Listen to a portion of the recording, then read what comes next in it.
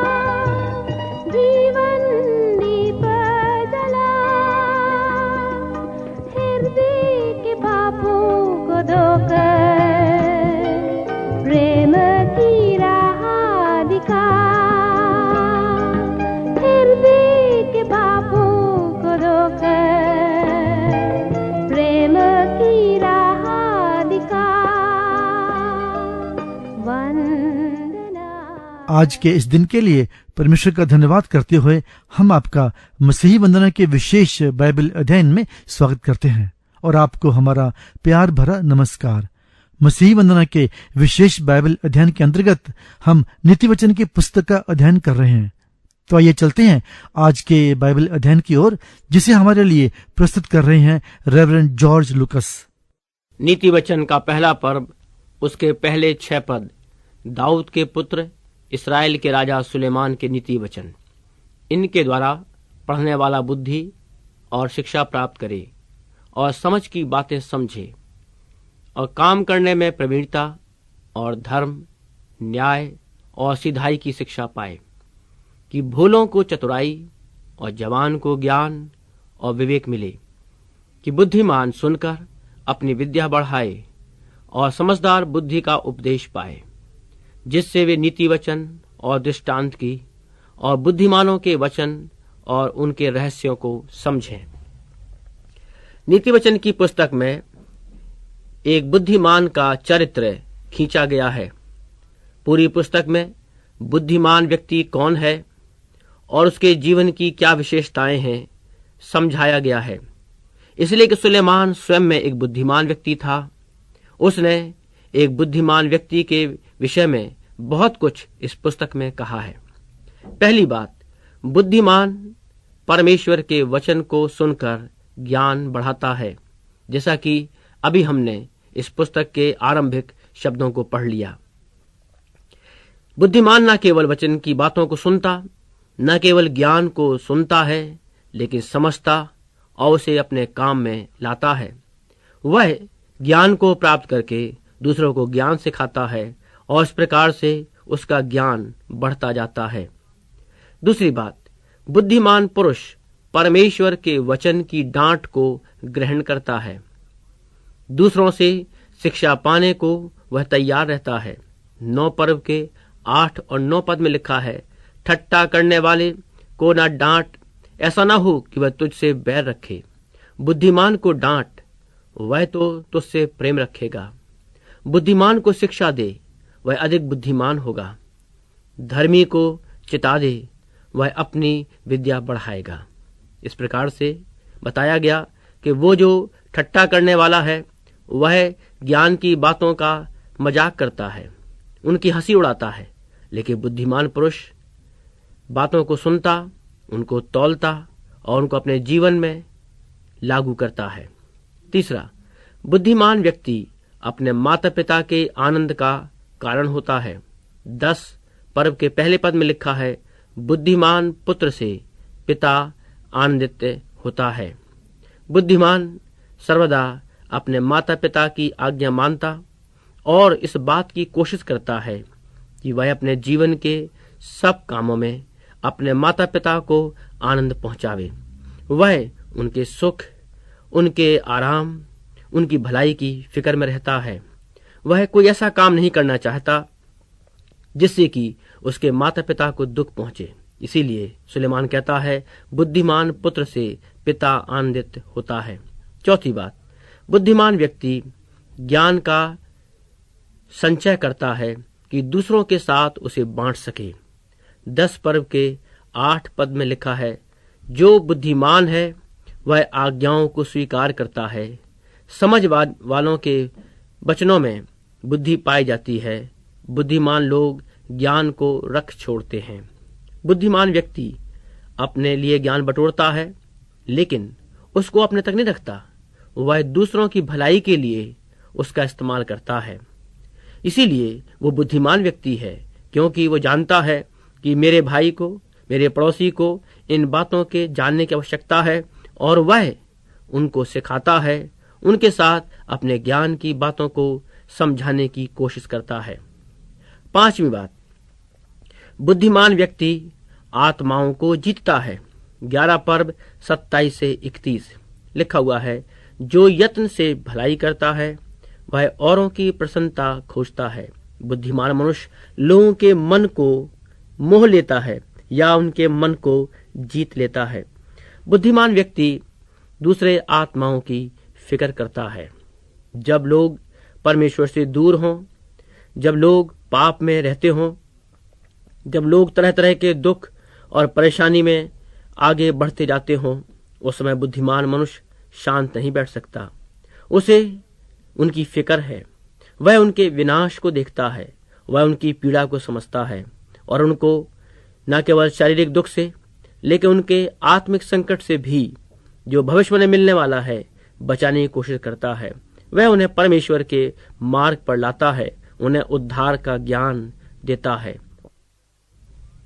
6वां, बुद्धिमान व्यक्ति दूसरों से सीखता है।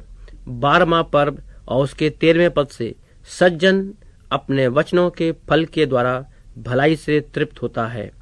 जो सम्मति मानता वह बुद्धिमान है। बुद्धिमान व्यक्ति अपने आप को इतना बुद्धिमान नहीं समझता है कि वह दूसरों की बात न सुने। वह दूसरों की अच्छी बात को सुनता और उनकी सलाह को मानता है। 7वीं बात, बुद्धिमान अपने आने जाने की चौकसी रखता है और बुराई से अलग रहता है।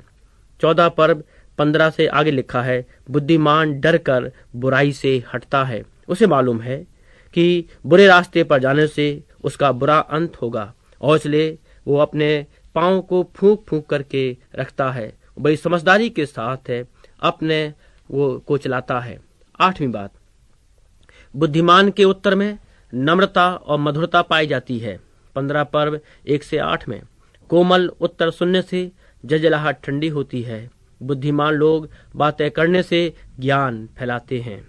9वां, बुद्धिमान व्यक्ति सच्चे धन को पहचानता और अपने लिए स्वर्ग में धन जमा करता है। 21 पर्व 11 से 22 में और मत्ती 6 में हम पढ़ते हैं, बुद्धिमान के घर में उत्तम धन और तेल पाए जाते हैं। उसे मालूम है संसार का धन नाशवान है। हाँ, संसार के धन की आवश्यकता तो है, लेकिन अपना मन उस पर वो नहीं लगाता। वो स्वर्ग में उस धन को एकत्रित करता है जो सर्वदा तक बना रहेगा। 10वीं बात, बुद्धिमान पुरुष पवित्र आत्मा की सहायता पर निर्भर रहता है। 24 पर्व 1 से 7, बुद्धिमान पुरुष बलवान भी होता है और ज्ञानी जन अधिक शक्तिमान होता है। 11वां, बुद्धिमान पुरुष अपने माता पिता, शिक्षकों एवं अधिकारियों को आनंद पहुंचाता है। 27 पर्व 9 से 12, हे मेरे पुत्र, बुद्धिमान होकर मेरा मन आनंदित कर। और इस प्रकार से बुद्धिमान मनुष्य दूसरे लोगों के आनंद की फिक्र में रहता है। 12वीं बात है, बुद्धिमान पुरुष अपने विचारों को अपने हृदय में गुप्त रखता है।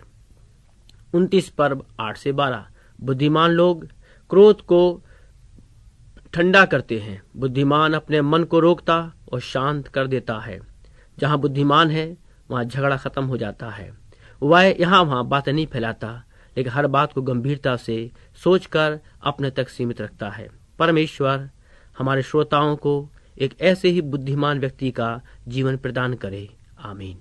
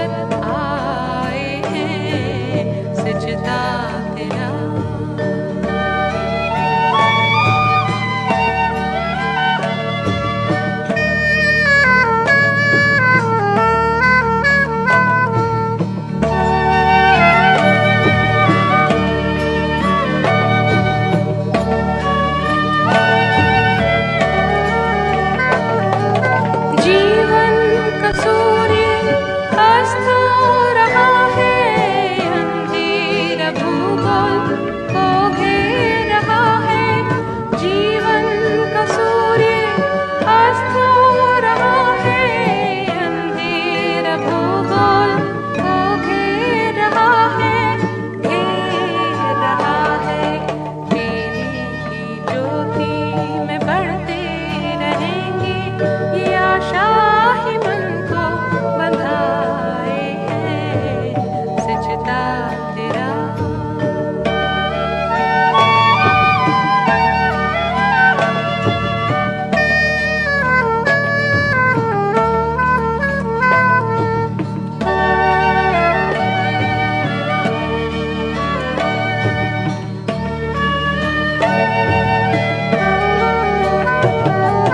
फरमान तेरा सुनाए प्रभु जी, शक्ति ऐसी दे दो प्रभु जी।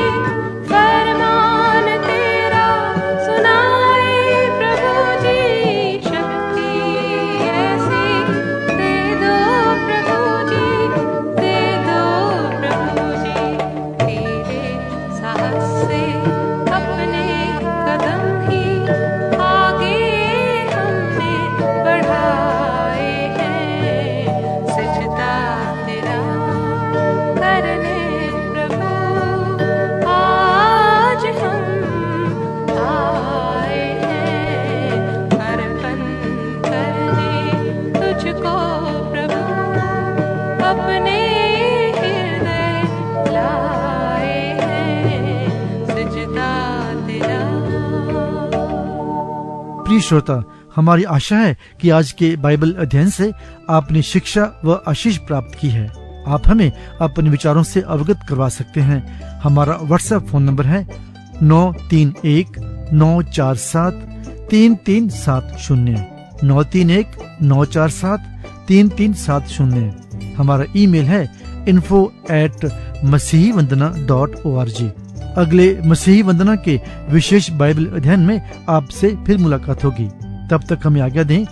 परमेश्वर का अनुग्रह आप पर बना रहे।